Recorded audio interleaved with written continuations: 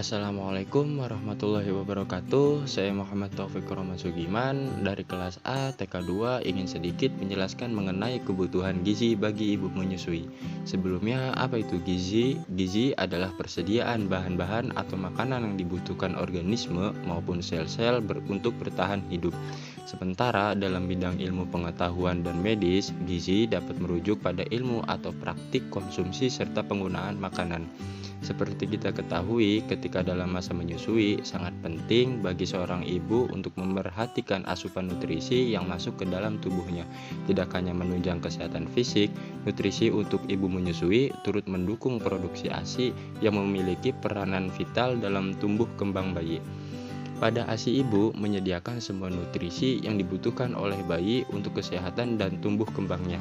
Asupan gizi seimbang tidak hanya diperlukan ibu pada saat kehamilan saja, tetapi juga saat masa menyusui harus menjaga dan memastikan agar makanan maupun minuman yang dikonsumsi tetap memenuhi kebutuhan nutrisi yang diperlukan setiap harinya. Untuk kebutuhan zat gizi ibu menyusui antara lain seperti yang pertama ada kalori. Secara umum, ibu menyusui membutuhkan lebih banyak kalori dibandingkan wanita yang sedang tidak menyusui.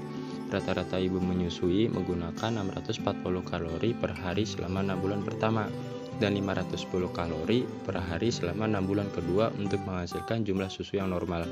Oleh karena itu, rata-rata ibu harus mengonsumsi 2.300 hingga 2.700 kalori ketika menyusui.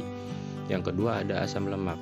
Sumber utama kalori bayi berasal dari lemak. Selain sebagai sumber energi, lemak juga bermanfaat untuk membangun jaringan otak si bayi.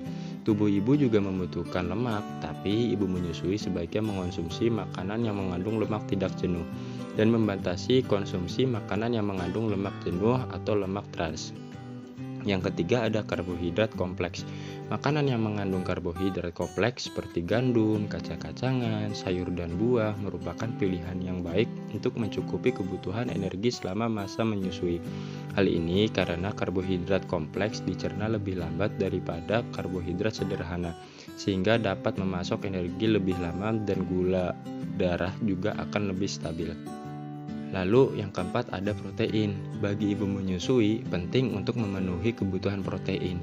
Protein dibutuhkan oleh bayi untuk membentuk jaringan syaraf dan otak. Makanan yang merupakan sumber protein antara lain adalah telur, daging tanpa lemak, ikan, produk olahan susu, kacang-kacangan atau biji-bijian, serta gandum utuh. Lalu yang kelima ada kalsium. Sumber kalsium yang baik bisa diperoleh dari semua jenis sayuran daun yang berwarna hijau dan juga ikan laut. Makanan lainnya yang juga tinggi kalsium adalah tahu, tempe, susu kedelai, serta jus atau sereal yang sudah diberi tambahan kalsium. Lalu yang keenam ada cairan. Nutrisi lain yang diperlukan selama laktasi adalah asupan cairan. Maka dari itu dianjurkan untuk ibu yang menyusui meminum 2 hingga 3 liter per hari dalam bentuk air putih, susu maupun jus buah. Lalu yang ketujuh ada vitamin dan mineral. Kebutuhan vitamin dan mineral selama menyusui lebih tinggi daripada masa hamil, antara lain seperti vitamin B6. Vitamin B6 bisa ditemukan dalam makanan seperti daging unggas, ikan, biji-bijian, dan juga pisang. Lalu ada vitamin B12. Nutrisi ini bisa kita temukan dalam produk hewani seperti susu tanpa lemak, ikan, daging tanpa lemak, dan juga daging unggas. Lalu ada vitamin C. Vitamin ini bisa ditemukan dalam makanan-makanan seperti jeruk, brokoli, dan tomat. Oleh karena itu, vitamin C memiliki peran penting dalam pertumbuhan maupun perbaikan jaringan serta perkembangan tulang dan gigi bayi. Lalu ada vitamin D. Makanan-makanan dengan kandungan vitamin D yang baik bagi ibu menyusui seperti kuning telur, salmon, susu bebas lemak, dan juga jeruk. Oleh karena itu, sangat penting nutrisi bagi ibu menyusui. Sama halnya seperti saat kehamilan, asupan nutrisi zat gizi dari makanan dan minuman selama masa menyusui juga penting bagi ibu menyusui. Karena selama menyusui, nutrisi yang masuk ke dalam tubuh bukan hanya berguna untuk ibu, tetapi juga bagi bayi yang mendapatkan ASI, termasuk ASI eksklusif. Sementara itu, menyusui juga memberikan beragam manfaat ASI guna mendukung pertumbuhan dan perkembangannya. Mungkin itu saja dari saya, kurang lebihnya mohon maaf. Wassalamualaikum warahmatullahi wabarakatuh.